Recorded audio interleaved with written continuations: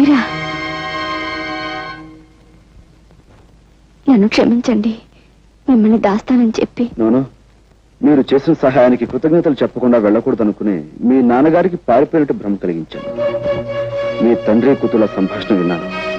పాపం నేను మా చెల్లెల్ని రక్షించుకోవడానికి వెళితే అదును చూసి పట్టుకోవచ్చనే ధీమలో ఉన్నట్టున్నారు. ఫోన్ చేసి చెప్పండి, నేను అందుకే వెళుతున్నాను.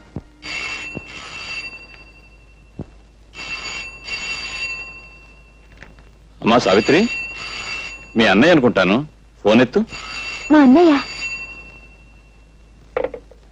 హలో, నేనమ్మా అన్నయ్యని. అన్నయ్య, నేను ఇక్కడ. నువ్వేమీ భయపడకమ్మా. నేను హోటల్ సవేరా రూమ్ నెంబర్ 420లో ఉంటున్నాను. నువ్వు ఏదో రకంగా ఎస్పీ గారిని మాయ చేసి వెంటనే ఇక్కడికి వచ్చేసి నీకోసం ఎదురు చూస్తూ ఉంటాను. సరే అమ్మా? ఏముంటున్నాడండి మా అన్నయ్య? నువ్వు ఇక్కడే ఉండమ్మా, ఇంకో అరగంటలో నువ్వు మీ అన్నయ్యని కలుసుకునే ఏర్పాటు చేస్తాను.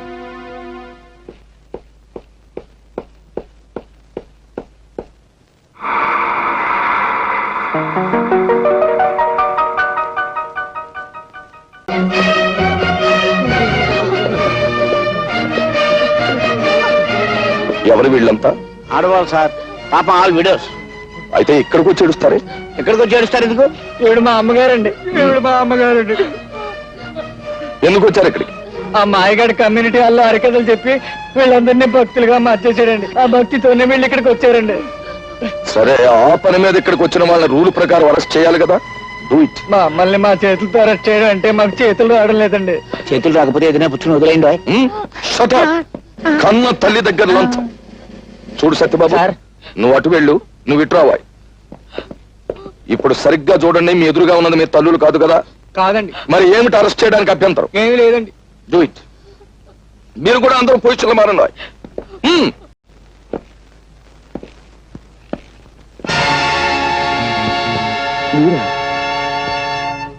ఏదైనా పోగొట్టుకోవచ్చు కానీ ధైర్యాన్ని మాత్రం పోగొట్టుకోకూడదు. ధైర్యే సాహసే లక్ష్మి గారు. ఏమిటి కంగారు? నేను ఇప్పుడు ఆపదలో ఉన్నాను. పోలీస్ వాళ్ళు అంతరంకి వస్తారు. Please help me. Thank you. రండి, మీరు దీని చాటి నిలబడండి, మీకేం భయం లేదు.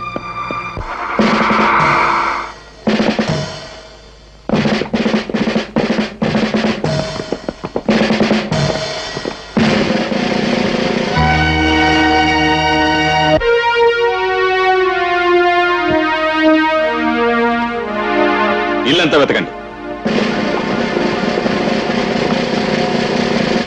ఏమిటి నాన్న ఇది? ఈ ఇంట్లోకి ఒకటి ప్రవేశించాడమ్మా. ఈ ఇంట్లోకా? నువ్వు లోపల ఎక్కడో ఉండుంటావు.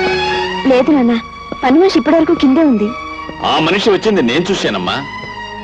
ఒకవేళ మీరు పొరబడ్డారేమో నాన్న. ఒక విషయం నీకు తెలియదు గనక చెప్తున్నాను. కోర్టులో చెంచల హత్య కేసులో దొంగ సాక్ష్యం చెప్పి మనకి సాయపడినవాడు ఇతనే.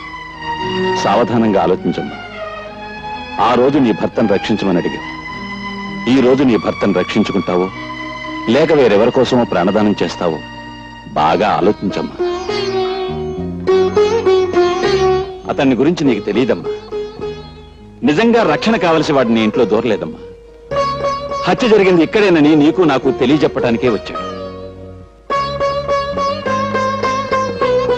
ఈ కేసే తవ్వబడితే నువ్వు లేవు, నేను లేను, ఆఖరికి నీ భర్త కూడా ఉండడు. ఒక్కసారి ఆలోచించమ్మా. అతన్ని మనం పట్టుకోవాలి.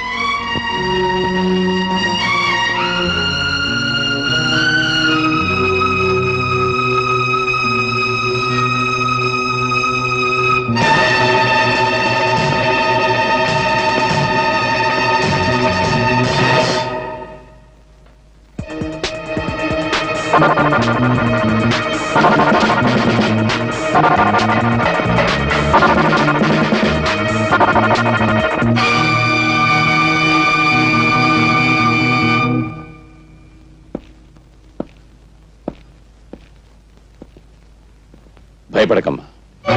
ఆ కుర్రాడి చెల్లెలు నా చేతుల్లో ఉంది. ఆమె కోసమైనా వాడు రాకా మానడు. వచ్చాక నా చేతుల్లోంచి తప్పించుకుని లేడు.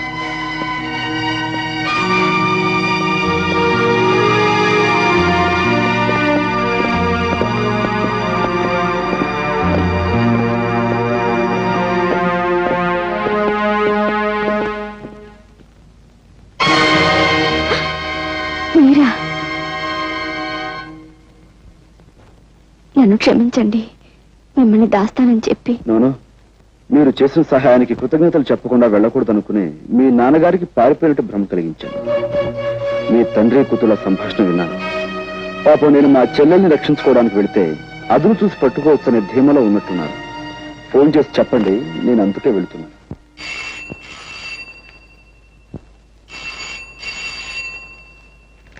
అమ్మా సావిత్రి, మీ అన్నయ్య అనుకుంటాను. ఫోన్ ఎత్తు. మా అన్నయ్య. హలో, నేనమ్మా అన్నయ్యని.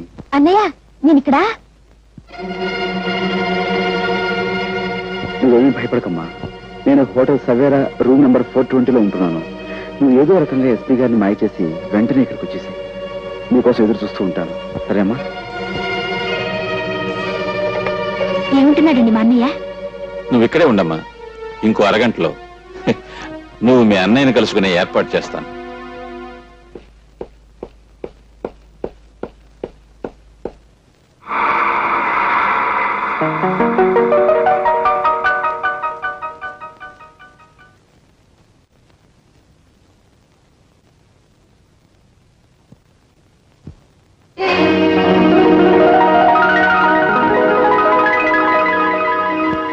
అన్నయ్య, అతను మనకి విరోధి, వెళ్ళదు. నీకే చెప్పారు, కూర్చో. అన్నయ్య, ఊరుకోమ్మా, ఊరుకోమ్మా. బాగున్నావు కదా? అన్నయ్య, ఆయన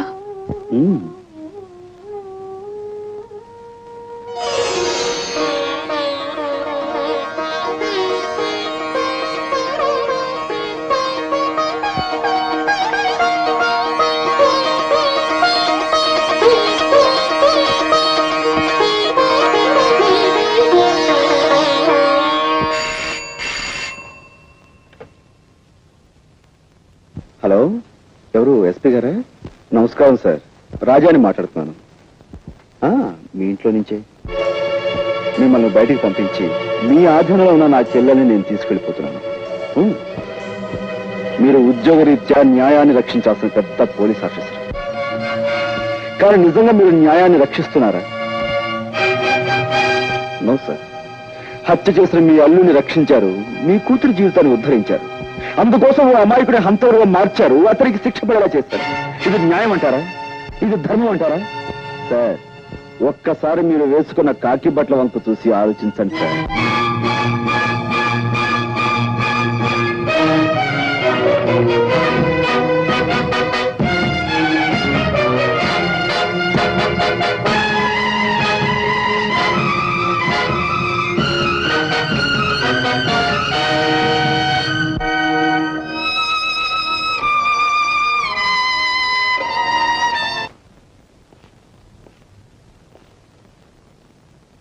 ఇదేమిటయ్యా, మీరు లోపటుండిపోయారు?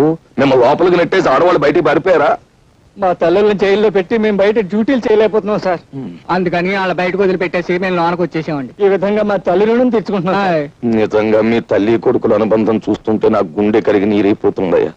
సరే, ఎస్పీ గారితో నేనేదో చెప్పుకుంటాను. అన్నట్టు ఆ ఆడవాళ్లతో పాటు ఇద్దరు రౌడీ వెధవులు కూడా ఉండాలి. వాళ్ళేరి? వాళ్ళు హరికథలో పక్కవాద్యాలు కదండి. వాళ్ళని విడుదల చేయకపోతే ఈ ముసలాళ్ళు బయటకు వెళ్దాం అన్నారండి. అంచేత వాళ్ళతో పాటు వీళ్ళని వదిలేసామండి. సరే, మీరు బయటకు వచ్చేయండి.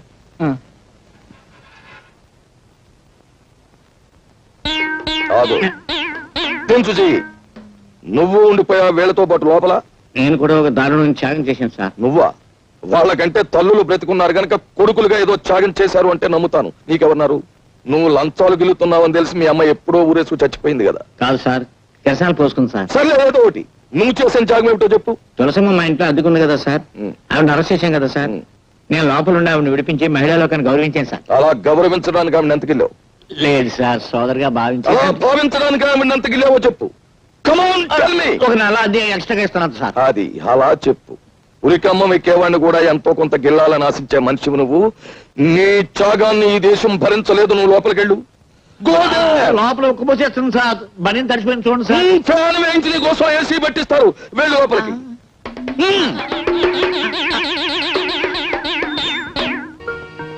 చూసావా, అసలు సిసలైన రిజర్వ్ బ్యాంక్ ఆఫ్ ఇండియా 100 రూపాయల నోట్లు. చూసావా వెనకటికి ఎవరో రూపాయి నోట్లతో పొయ్యి వెలిగించుకుని కాఫీ కాచుకు తాగారట. ఆ తర్వాత నేనే 100 రూపాయల నోట్లతో బీడీ వెలిగించుకున్న మగాణ్ణి. అన్నయ్య వాడు ఎవరమ్మా అతను నీకు తెలుసా? వాడు ఎస్పీ గారి మేనలుడు అన్నయ్య. ఉత్త వెధవ. వాడిని చూసి ఎస్పీ గారు భయపడేవారు. వీడు దబాయించి ఆయన చేత పనులు చేయించుకోవడం కూడా నేను చూశాను. బ్లాక్మెయిల్ చేయటం. ఒక్క నిమిషం నన్ను ఎస్పీ గారు మాట్లాడతారు. ఈ ప్రపంచంలో నాకు చేతొచ్చిన విద్య ఒక్కటే, అది కూడా చేయొద్దంటావేంటి? మర్యాదగా మాట్లాడు.